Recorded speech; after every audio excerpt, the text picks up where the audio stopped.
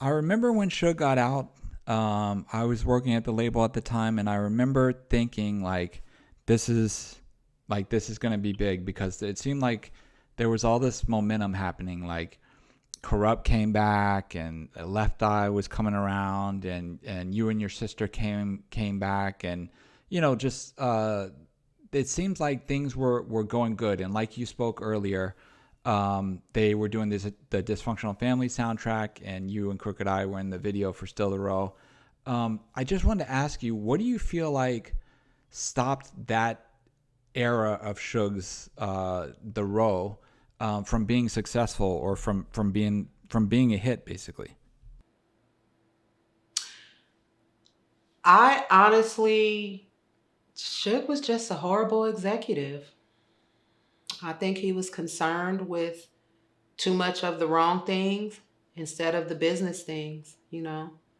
I think he invested too much time and energy on, he had been in prison for a long time. And like anybody, even if I went to prison, getting out and being focused on running a business probably would not have been the first thing on my mind. So I think it was a lot of distractions. I think it was a lot of things that he had missed out on those years that he was locked away. And I think he was trying to catch up with life, with kids, with baby mamas, with girlfriends, with side pieces he had. I don't know.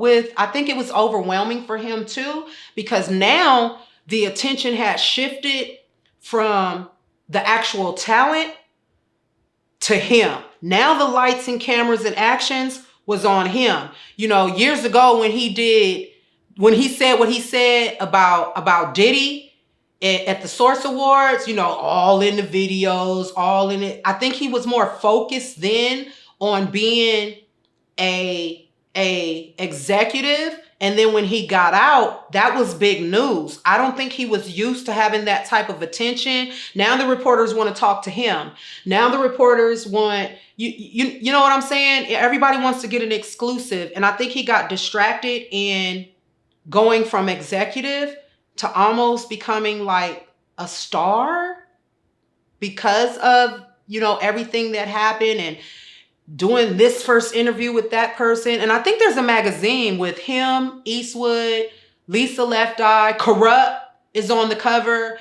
And he's in that shoot with him, as the article is about the new talent and the second dynasty. I think Crooked Eye is on that cover too. I don't feel like Suge even had any reason to be in that picture. But I think the lines for him got blurred between being an executive and being the face of the label now. Because the artists are really the face of the label. And I think he didn't know between that and life, trying to catch up on all the things he missed. I think the lines became blurred. And honestly, now that I know a lot of things, a lot of dirt that he did to people while he was in prison, um, people like Jimmy Iovine, Dr. Dre, the executives at BET, MTV, I think the industry blackballed him.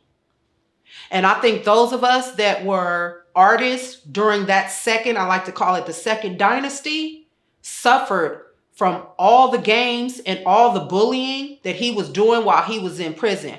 Because I wasn't there during that time, but I was still connected to the realest. We had our own thing going, so I was still hearing a lot of things that he was doing, releasing videos, releasing the address of where Dr. Dre lived. I think a lot of that had a lot of powerful people blackball him and anybody that was affiliated with the label at that time. And that's why nothing happened.